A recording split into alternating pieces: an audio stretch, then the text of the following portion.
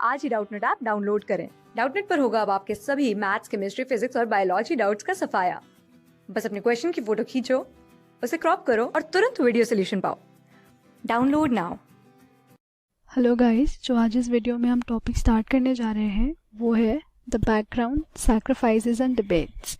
तो ये एक सब टॉपिक है of the chapter thinkers, believes and buildings, chapter number 4, book 1, class 12 NCERT.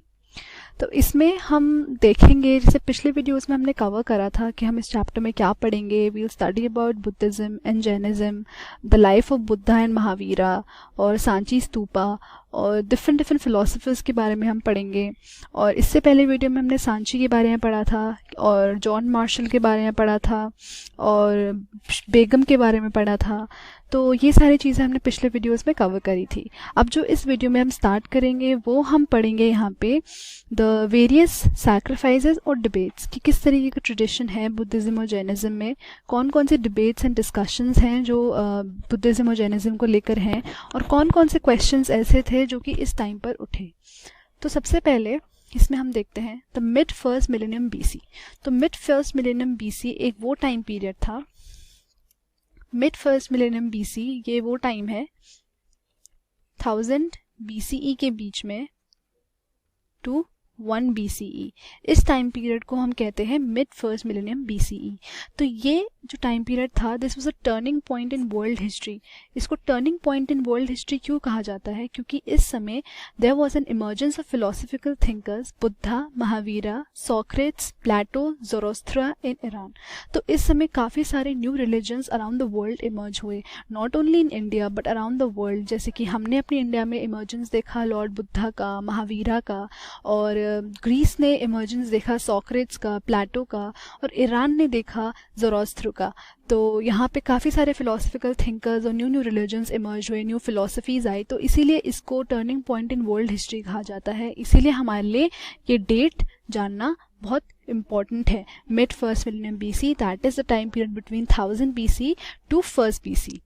Now what did this philosophers do? इन philosophers ने क्या किया? They tried to understand the mysteries of existence and the relationship between human beings and the cosmic order.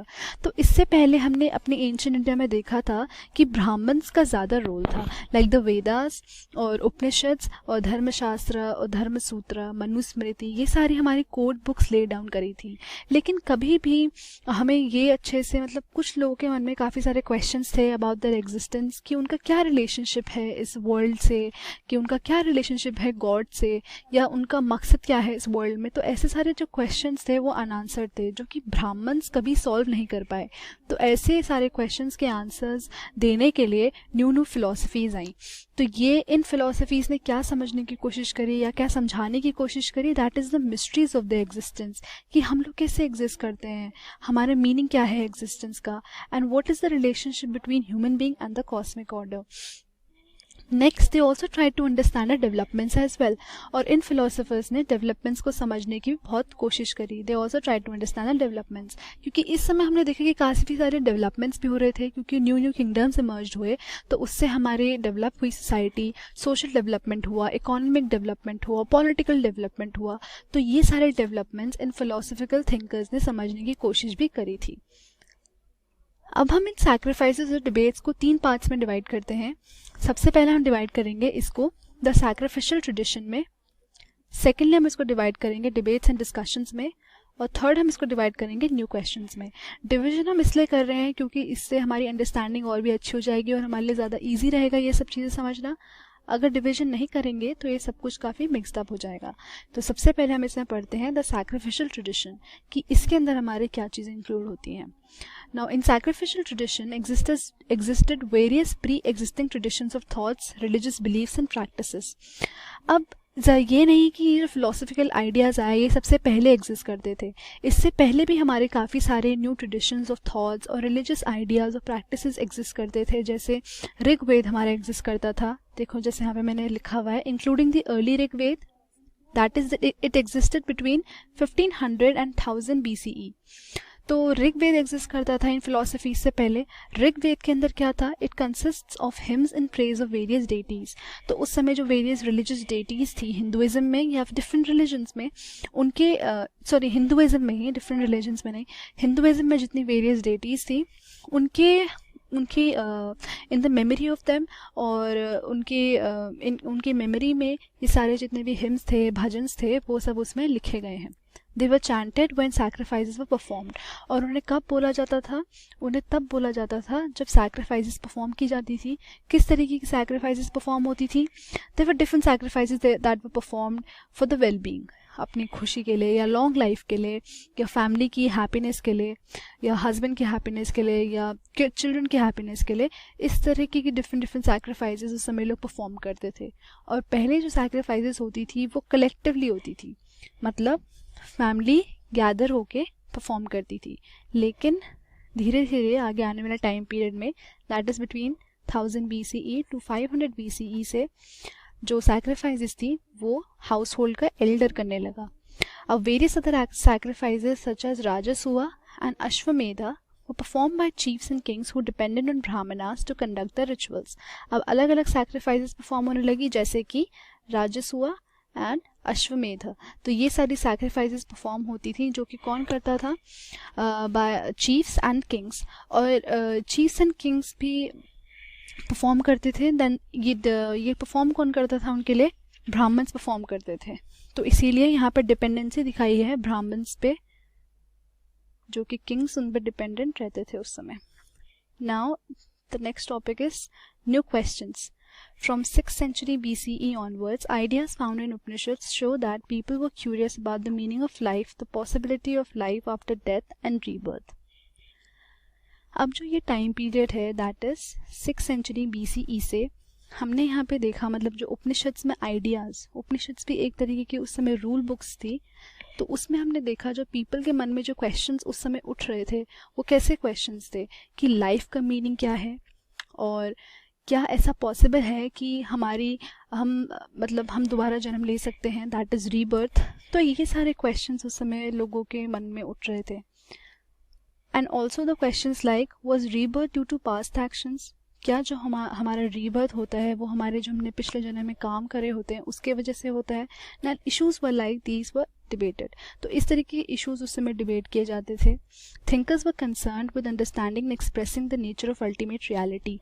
तो उस समय जो thinkers उठ कर आए, उन्होंने क्या देखा कि उन्होंने लोगों के क्वेश्चंस को देखा, उनकी प्रॉब्लम्स को देखा, और उनको ये देखा कि कैसे ये लोग आंसर्स के लिए इधर उधर जा रहे हैं, इधर उधर ढूंढ रहे हैं। तो उन्होंने ये सारी चीज़ों को कंबाइन करके अपनी खुद की एक फ़िलॉसफी निकाली। डिफरेंट फिलोसोफर्स ने अपनी खुद की फ़िलॉसफी निकाली और उसमें उन्होंने कौन से आंसर्स दिए, the nature of ultimate reality. Next हम इसमें आता है, people also began questioning the significance of the sacrificial tradition. अब जैसे जैसे हमारी सेंचुरी आगे प्रोसीड होती गई, from the 6th century BCE onward से, तो हमने देखा कि धीरे धीरे लोग इन ट्रेडिशंस को भी क्वेश्चन करने लगे, like the sacrifices that were performed, the rituals that were performed, they started questioning Rigveda and various other practices. Now third comes debates and discussions. Debates and discussions, they exist from Buddhist texts which mention sixth and more sects of sects or school of thoughts। तो ये debates and discussions कहाँ से निकल कर आती हैं, they exist from 64 and more sects of school of thoughts। तो ऐसे बुद्धिस्ट के टेक्स्ट हैं जो कि 64 या उससे ज़्यादा हैं, जिन्हें स्कूल ऑफ थॉट्स कहा जाता है। अब इसमें teachers travelled from place to place and conveyed their philosophy. अब जो इसके टीचर्स थे, जो समय के प्रीचर्स थे, जो इन फिलोसफी को प्रीच करते थे, वो इधर उधर जगह जगह ट्रैवल करते थे और अपने फिलोसफी को कन्वे किया करते थे। Debates took place in the Kutta Grahashala, a hut with a pointed roof, or in groves where traveling merchants gathered। तो ये जो जितनी भी डिबेट्स थी, जितने भी क्वेश्चन एंड आंसर्स थे, जितनी भी ये फिलोसफी कन्वे की जाती थी, ये एक हट में की जाती थी जिसे कि कहा जाता है कुत्ता ग्रहशाला, जो कि एक हट है जिसकी रूफ जो होती है वो पॉइंटेड होती है, और या तो फिर कुत्ता ग्रहशाला में की जाती थी या फिर ग्रोव्स में की जाती थी, जहाँ पर जितने भी मर्चेंट्स जो ट्रैवल करते थे उनको सुनाने के लिए। Now, if a philosopher succeeded in convincing one of his rivals, the followers of the latter also became his disciple. So the support for the sect was fluctuating, could grow or shrink. तो जब कोई भी एक philosopher अपनी philosophy convey करने में succeed हो जाता था अपने कोई भी एक राइवल को, तो जो राइवल होता था, राइवल के जो फिलोसफर्स जो लेटर जो उसके फिलोसफर्स जाते थे, उसे हम डिसाइपल्स कहते हैं.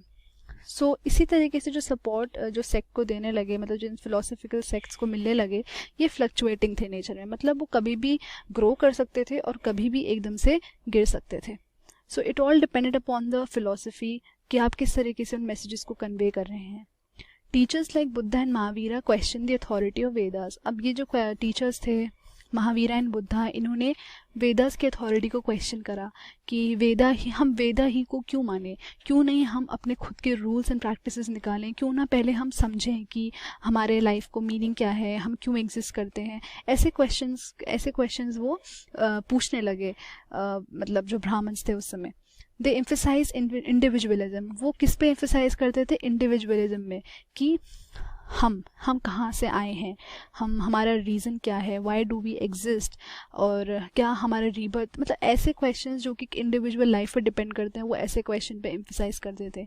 अब जो ये फिलोसफी थी इन फिलोसफर्स की, that contrasted with the Brahmanical theory. तो ब्राह्मणिकल थ्योरी क्या मानती थी? ब्राह्मणिकल थ्योरी ये प्रीच करती थी कि एक इंडिविजुअल की एग्जिस्टेंस डिटरमाइन करती है उसके बर्थ से, जिस भी वो कास्ट या जेंडर में बॉर्न हुआ है उससे एक इंडिविजुअल के एग्जिस्टेंस का पता चलता है. तो ये बिल्कुल अपोजिट है ब्राह्मणिकल थ्योरी से, तो इसीलिए यहाँ पे ये सारे फिलोसफी एग्जिस्ट होके आई. Now how were the Buddhist text prepared and preserved.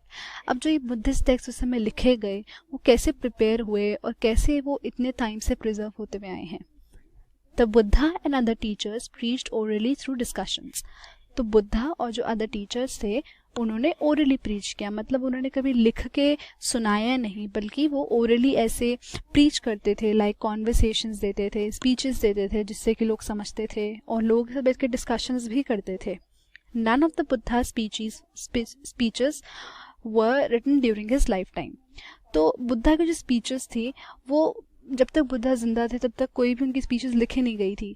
वो सब कब लिखी गई? बाद में लिखी गई. That is when he died century 4th to 5th century BCE के बीच में.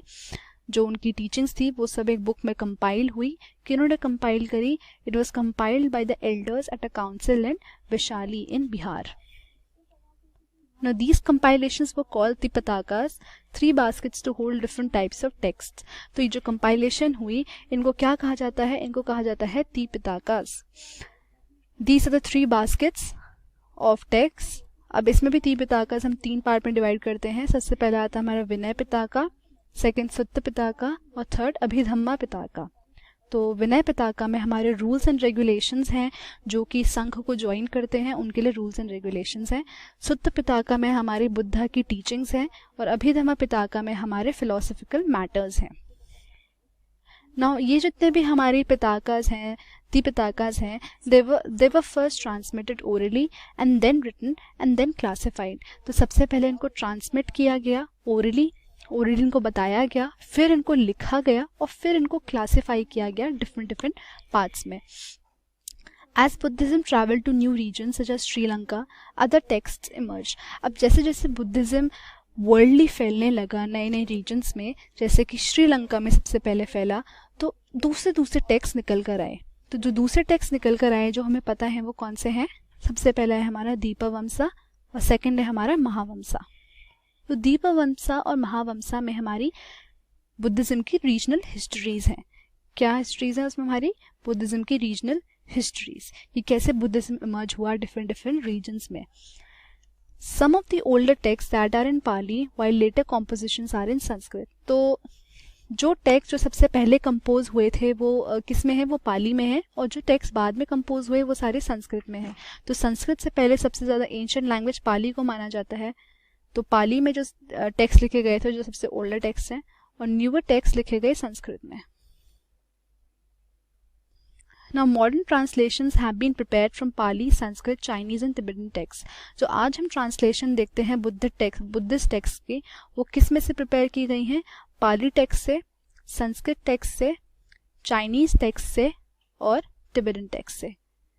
चाइनीज़ टेक्स्ट से कैसे? क्योंकि उस समय हमने देखा था दो ट्रैवलर्स आए थे, ह्यून ज़ैंग और फाहीन, ये दोनों इंडिया आए और उन्होंने यहाँ पे बुद्धिस्ट टेक्स्ट को कलेक्ट करा और उन्होंने अपनी local language that is in Chinese उन्होंने उसको ट्रांसलेट किया। तो हमने ट्रांसलेशन उनकी अकाउंट से भी लिए हैं और काफ़ी सारे हमने टिबेटन टेक्स्ट के अकाउंट से भी लिया है। तो इससे हमें पता चलता है कि यहाँ पे कैसे हमारे फिलोसफर्स आए, उनकी क्या फ़िलोसफी थी और कहाँ कहाँ तक हमारा बुद्धिज़्म फैला हुआ है।